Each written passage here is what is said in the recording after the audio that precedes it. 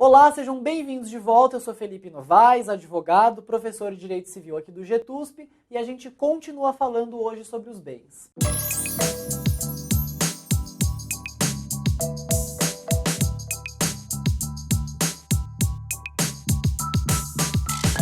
Bem, a gente continua o estudo acerca da classificação dos bens. E dessa vez a gente entra no segundo tópico, no segundo capítulo, que são os bens reciprocamente considerados, ok?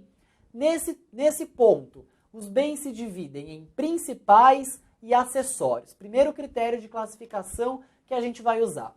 Principal é aquele que existe por si mesmo. Ele não precisa estar condicionado a outro bem para que ele exista no mundo jurídico. Enquanto, por sua vez, o bem acessório é aquele cuja existência ela se dá em razão de um bem principal. Em relação aos bens acessórios, há ainda uma subclassificação que é bastante relevante. Existem os frutos e existe o produto. Fruto é aquilo que você consegue colher do bem sem importar em deteriorização desse. Os frutos podem ser naturais, então imaginem a colheita, industriais, então a produção industrial, por exemplo, e civis. Qual que é o fruto civil mais famoso? Locação. Ou os frutos também, e os frutos se classificam também entre pendentes e colhidos, sendo que pendentes são aqueles frutos que ainda estão ligados ao bem principal, enquanto os colhidos são aqueles que já foram separados do bem principal, ok?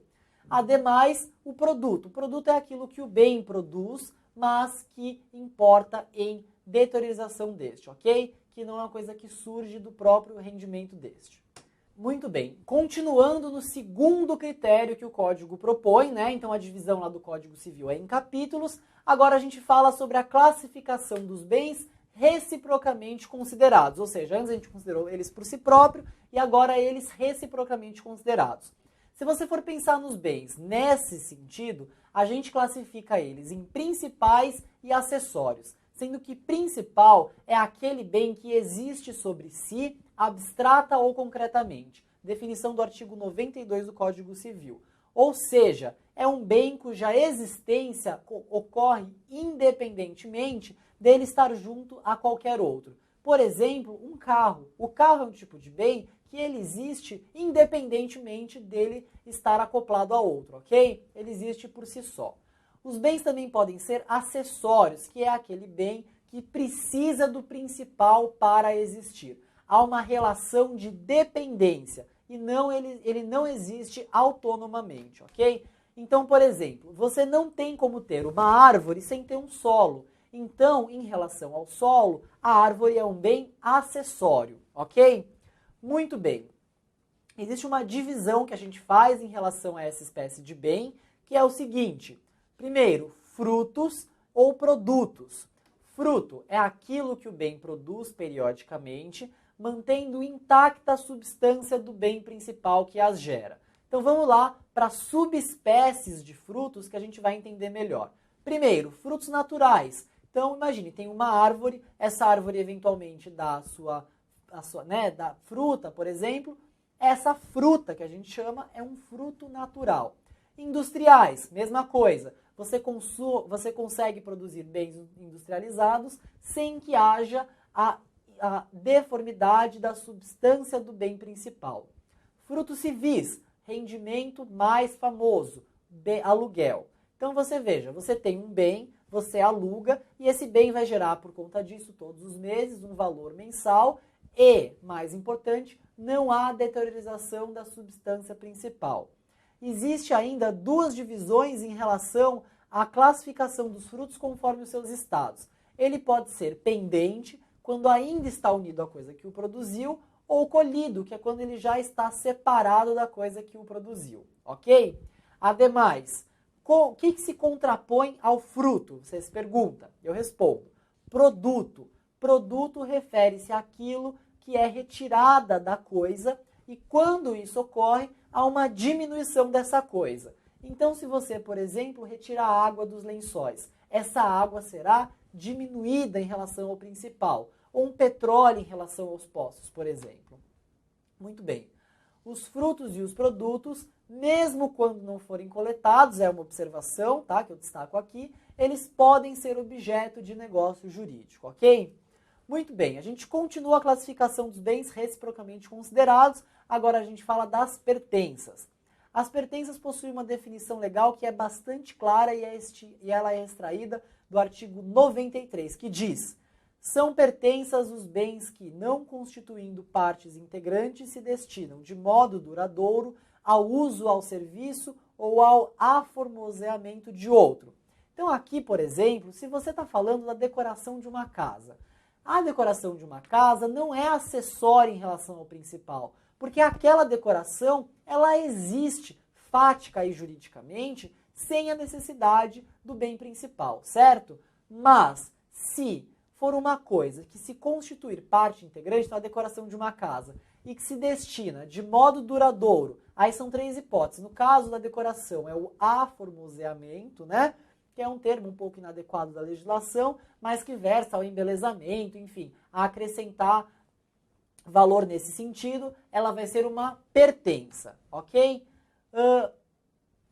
A pertença do aformoseamento a gente pode dizer que é a decoração, mas a gente pode usar exemplo do uso, que é, por exemplo, um rádio em relação ao carro, ou a um serviço, o trator em relação à colheita, ok? Então aí serão pertenças. Bom, por fim, o código ele vai trazer um outro critério de classificação que versa sobre a titularidade do bem, ou seja, quem possui este bem, ok?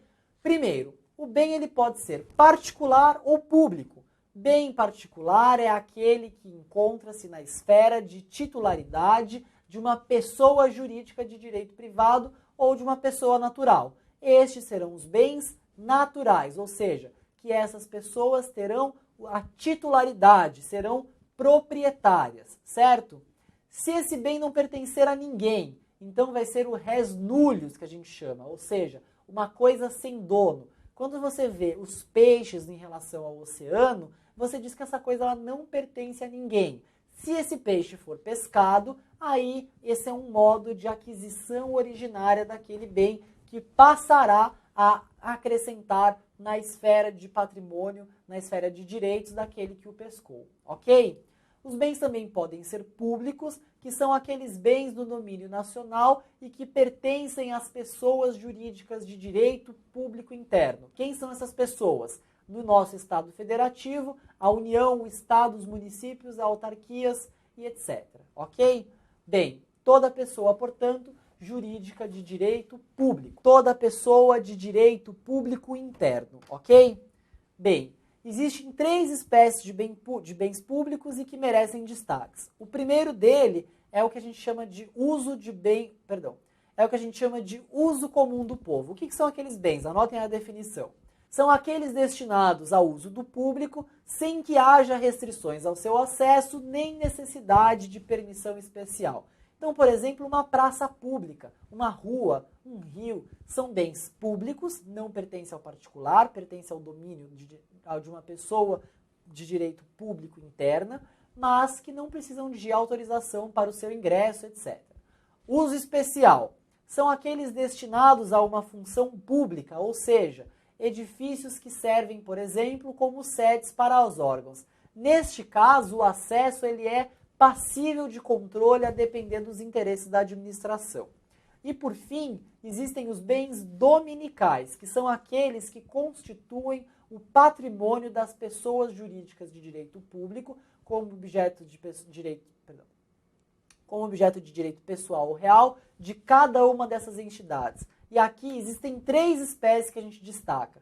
Terrenos de marinhos, que são aqueles terrenos banhados por mar, lagoas e rios.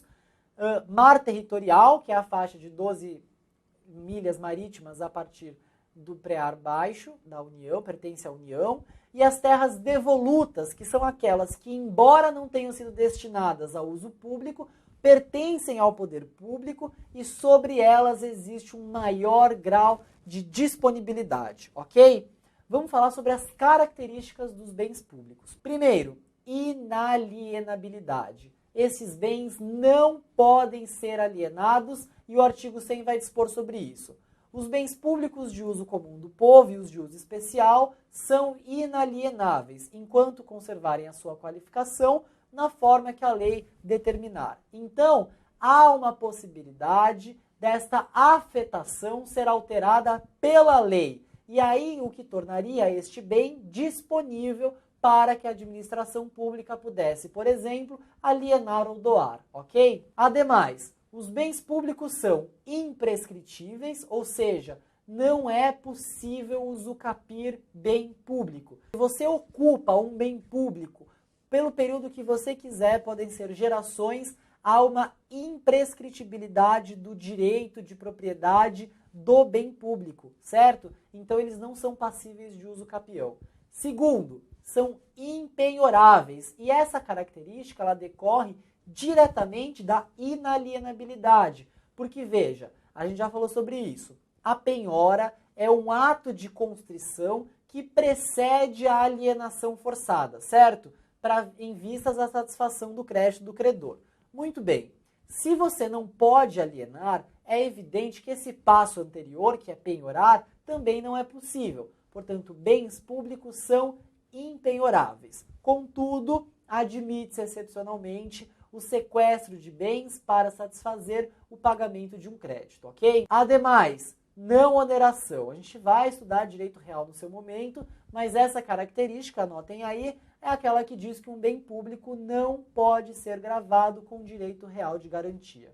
Por fim, a gente fala rapidamente sobre bens imprecificáveis, que são aqueles que estão fora do comércio. Essa é a última classificação e falam de bens que não podem ser transferidos. E isso decorre de 3 características. A primeira, por serem insuscetíveis de apropriação, porque são bens de usos inesgotáveis. Então, por exemplo, se você fala água do mar, a luz, etc., são bens insuscetíveis de apropriação e, portanto, imprecificável, ok? Segunda possibilidade, personalíssimo, honra, liberdade, são bens que não podem ser alienados, que não podem ser transferidos de maneira alguma. Terceira, são os legalmente inalienáveis, ou seja, aqueles que a própria legislação vai determinar que não podem ser alienados. Exemplo disso, os bens da fundação, ok? Gente, muito obrigado pela atenção. Antes de encerrar, gostaria de renovar o convite para que vocês curtam o nosso vídeo, compartilhem, divulguem com os colegas e se inscreva aqui no canal do GTUSP e dê um like lá na página do Facebook, tá certo? Muito obrigado pela atenção de todos e até a próxima aula.